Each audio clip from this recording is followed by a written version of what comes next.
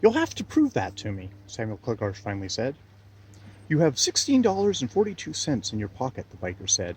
Your underwear is blue with white stripes. There's a hole in your left sock at the toe. In your refrigerator home, there are 6 slices of garden variety pizza which you intend to eat cold before you go to bed. The book you are reading every night in bed is called Confessions of a Yugoslavian Streetcar Conductor. You've gotten to page 42. Tomorrow morning, you plan to open your shop late because you have to stop by the Motor Vehicle Bureau to pay a traffic fine for a ticket you got last April when you double parked outside a donut shop.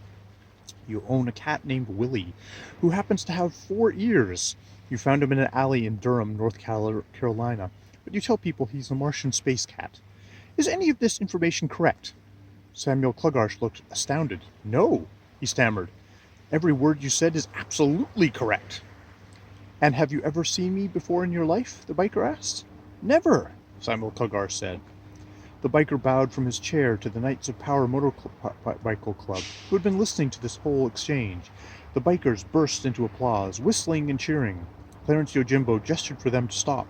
Thank you, gentlemen, thank you. Wait a minute, Dr. Prince said.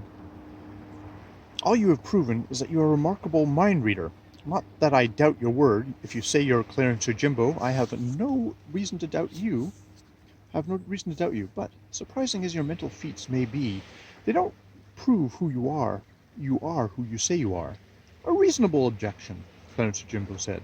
I will now put your doubts completely to rest. He pointed to the pockets of his motorcycle jacket. Spelled out in little metal studs was the name Clarence. Bravo! Bravo! Shouted the Knights of Power. And now, Clarence Yojimbo said, with a flourish, pulled out and flipped open his wallet. In a little plastic window was a driver's license. Note the name, he said, and passed the open wallet around. The license was made out in the name of Clarence Yojimbo. Brilliant, brilliant, said the motorcycle club. But are you the Clarence Yojimbo? The one we've been reading about? Aln Mndlshn asked. I am that most excellent person, Clarence Yojimbo said. Then you're a Venusian? I said. Not so loud, not so loud, Clarence Yojimbo said. That's not something to shout about in a public restaurant. Shh, said the motorcycle club. Ordinarily, I'd never reveal myself like this, Clarence Yojimbo said. The only reason I'm doing so is that I couldn't help overhearing your conversation, and you people have got everything so badly mixed up that I really had to take charge of the situation before you get into serious trouble. Besides, I've known that I was going to have to deal with these two boys since the old days in Lemuria. That's right, Aln Mndlshn said. The book said that the ancient Lemurian sages predicted that Leonard and I were going to read about their deeds. Read about them, and a good deal more, Clarence Yojimbo said. But for now, let me clear a few things up. First of all, I will introduce my companions. He gestured to the motorcyclists, who had turned their attention to their bowls of green death chili again. These good men are the last surviving members of the ancient order of the Laughing Alligator. For the past few thousand years, that brotherhood has guarded the extraterrestrial secrets which all of you seem so interested in. These last surviving brothers, none of them under 800 years old, have been my constant companions and friends for the past few centuries.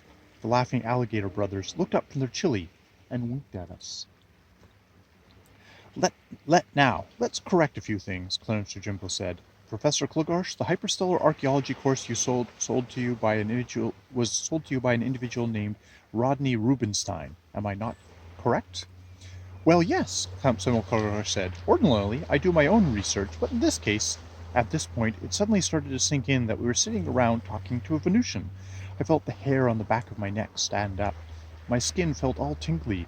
I guess the Bermuda Triangle chili parlor, the green death chili, and everything were so unfamiliar that the addition of a supposed Venusian didn't really stand out as something exceptional right away. It seemed that the situation had crept up on everyone in the same way.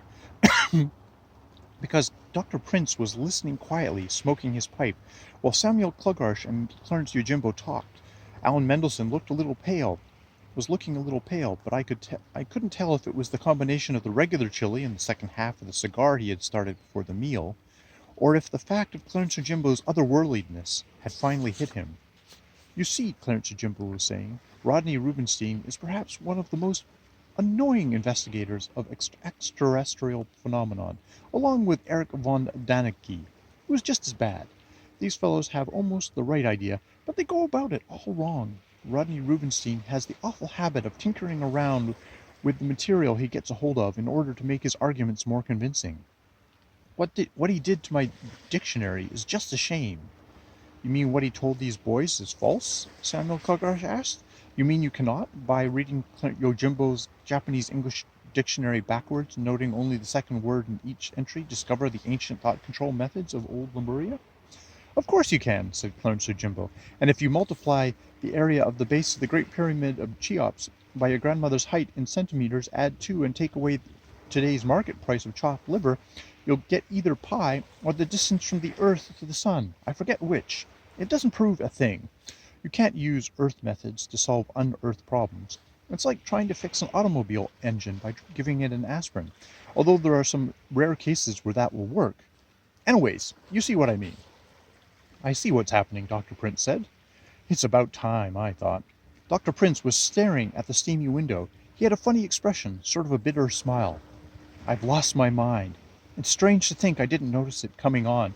Here I am, smoking my pipe and listening to a fellow have a conversation with a Venusian motorcyclist, just as though it were the most natural thing in the world. Here I am, sitting in a place where I've just eaten something called green death chili with one of my patients who has a classic paranoid fantasies, and I'm just going along with the whole thing as if it were all true.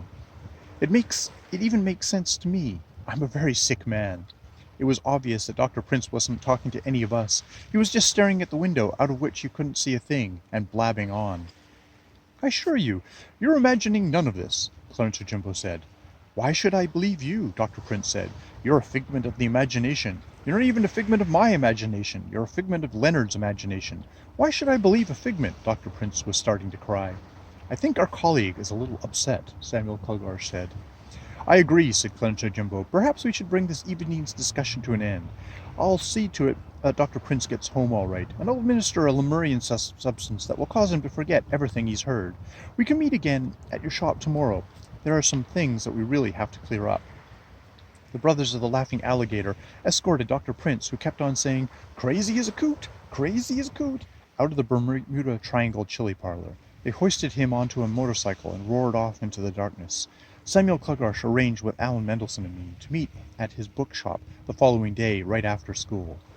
Aln Mndlshn and I walked back to the bus station. We didn't say much. Seeing Dr. Prince go nuts was a little upsetting for both of us. We were in luck. A bus for West Kangaroo Park was just about to leave. It was getting pretty late, and we were afraid our parents might have telephoned each other and discovered we were missing. As it turned out, we got back just in time. Both mothers said they were just about to telephone. I had a hard time getting to sleep that night. I kept on going over things that had happened in the Bermuda Triangle chili parlor. In the morning, I got a telephone call from Dr. Prince before I left for school. "Leonard, I just wanted to let you know that I won't be able to meet with you next week," he said. "Is anything wrong?" I asked. No, nothing wrong. I just want to take some time off. I'm going to visit my sister in Bermuda. San Diego. I've been working too hard. I need to have a rest." "Have a nice trip, Dr. Prince," I said. "Waka waka," Dr. Prince said.